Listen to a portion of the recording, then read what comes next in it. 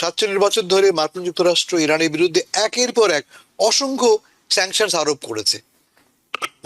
Iran মার্কিন যুক্তরাষ্ট্রকে মহাশয়তান বলে অভিহিত করেছে। আমাদের প্রেসিডেন্ট কথা বলেন বটে, কিন্তু কাজ করেন না।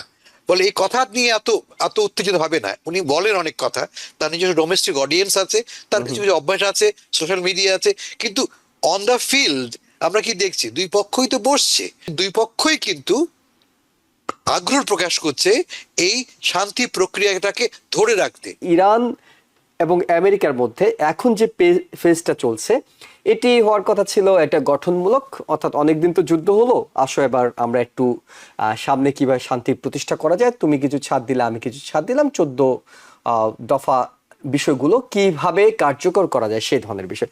না, আমরা পুরো যুদ্ধের সময়টা জুড়ে যেমনটা দেখলাম যে কেউ কাউকে বিশ্বাস করে না, আজকে এক কথা তো কালকে আরেক কথা, আজকে এক দাবি তো কালকে আরেক দাবি। এখন এই শান্তি আলোচনায় এসেও সেম, অর্থাৎ ঠিক আগের জায়গায় আমরা আছি। তাহলে শান্তিটা কোত্থেকে আসবে?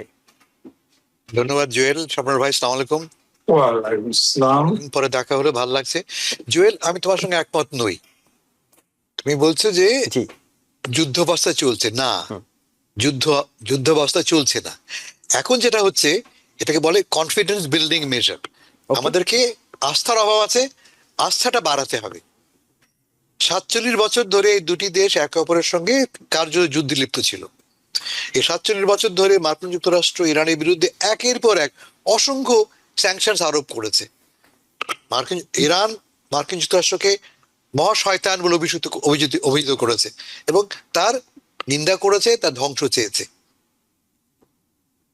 ফলে রাতারাতি এই দুই দেশ এবং এই দুই দেশ আমরা দেখেছি গত বছর এবং এই বছর পরপর দুই ধরনের বড় রকমের যুদ্ধে লিপ্ত হয়েছে। ইরান বিধ্বংস হয়েছে বিপুলভাবে। 13,000 ইরানি স্থাপনা আক্রান্ত হয়েছে ইসরায়েলি এবং আমেরিকান আক্রমণের ফলে। তো এই দুই দেশের এই যে অবিশ্বাস, তা রাতারাতি উবে যাবে, এটা পসিবল তো নয়। এটা তো এই প্রশ্নই ওঠে না। তোমাকে এই বাড়িটা বানাতে হবে এক একটা ইট দিয়ে, প্রতিটি ইট হবে আস্থার চিহ্ন।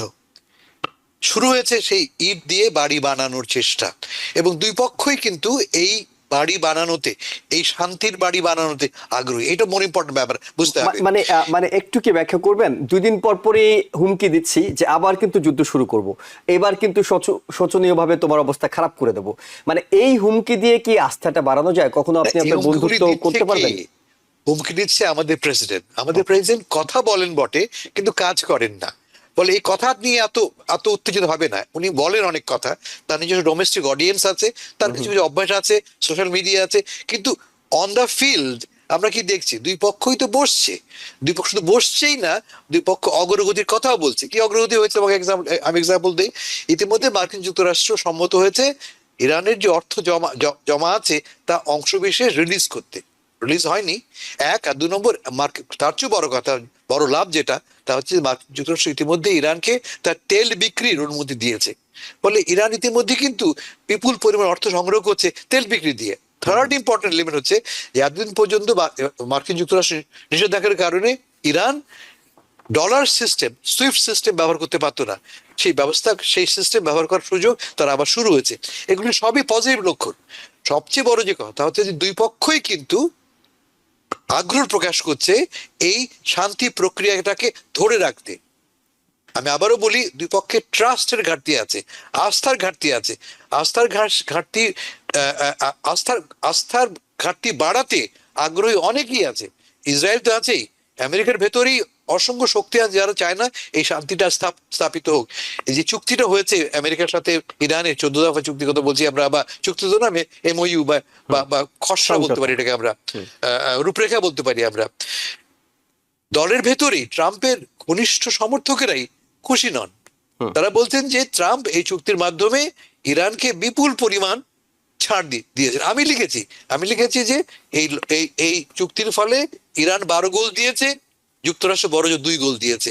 এই কথা কেন বলছি? আমরা চুক্তিতে দেখতে পাচ্ছি আমরা যে একের পর এক ছাড় দিয়েছে মার্কিন যুক্তরাষ্ট্র। কেন দিল? আমেরিকা কেন এই ছাড়গুলি দিল? কারণ ট্রাম্প সাহেব এখন বুঝতে পেরেছেন ইরানের সঙ্গে একটি সমঝোতা ছাড়া তার পলিটিক্যাল সার্ভাইভাল পসিবল নয়। এই যুদ্ধে তিনি জিতবেন না। এই যুদ্ধে তিনি গেছেন মূলত ইসরায়েলের উস্কানিতে, এবং এই বিশ্বাস থেকে যে 2 দিন 7 দিন 10 দিন যুদ্ধ করলেই ইরানের এই সরকার পড়ে যাবে। সরকার পড়েনি, তার নানা রকম কারণ আছে, সেটা ব্যাখ্যা আমরা পরে করব। কিন্তু এই এই এই এই সিদ্ধান্তে তিনি পৌঁছেছেন যে ইরানের সঙ্গে যুদ্ধ করে এইরকম সরাসরি কনফ্রন্টেশন করে ইরানকে ঠেকানো যাবে না, এটা একটা দিক। অন্যদিক এই যুদ্ধের ফলে হরমুজ প্রণালীর যে স্ট্র্যাটেজিক গুরুত্ব আছে তা প্রথমবারের মতো আমেরিকা হাড়ে হাড়ে টের পাচ্ছে। আরো বড় কথা, এই যুদ্ধের ফলে যেটা ঘটেছে গালফ কান্ট্রিগুলিতে, ইউএই, বাহরেইন, ওমান, কাতার এবং ইনক্লুডিং সৌদি আরব, তারা আর যুক্তরাষ্ট্রকে আস্থায় আনতে পারছে না।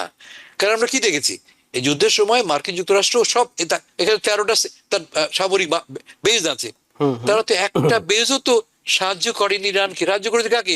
ইসরায়েলকে। বলে এই বেজ রেখে আমার লাভটা কি, তারা প্রশ্ন করা শুরু করেছে। আজকে নিউ ইয়র্ক টাইমস রিপোর্ট করেছে যে আমেরিকা চেয়েছিল, প্রেসিডেন্ট ট্রাম্প চেয়েছিলেন যে সৌদি আরবের আকাশ সীমা ব্যবহার করে গালফের যে স্ট্রেট অফ হরমুজের যে যুদ্ধ যে তেলবাহী জাহাজগুলি আসছে তারা তাকে রক্ষা করবে, কিন্তু সৌদি আরব পারমিশন দেয়নি। তার মানেটা কি দাঁড়ালো? সৌদি আরবের সাথে একটা বড় রকমের র্যাপচার ঘটেছে, বিচ্ছেদ ঘটেছে মার্কিন যুক্তরাষ্ট্রে। সৌদি আরবের প্রিন্স নিজে ফোন করে বলেছে, আমরা চাই না তোমার জাহাজ, তোমার যুদ্ধ বিমান আমার আকাশে লঙ্ঘন করে এই যুদ্ধে অংশ নেই। কারণ তারা মোটে খুশি নয় যে যেভাবে সৌদি আরবকে, যেভাবে যুদ্ধে মার্কিন যুক্তরাষ্ট্র তাদের বাহিনীকে ব্যবহার করেছে ইসরায়েলের সমর্থন, ইসরায়েলের রক্ষা করতে, কিন্তু আমাদেরকে রক্ষা করতে নয়, তা আমার স্বার্থকে প্রমোট করে না। অ্যাজ এ রেজাল্ট পুরো মধ্যপ্রাচ্যে, পুরো গালফ এলাকায় আমেরিকার সঙ্গে গালফ কান্ট্রিগুলির সম্পর্কে নতুন সমীকরণ শুরু হয়েছে।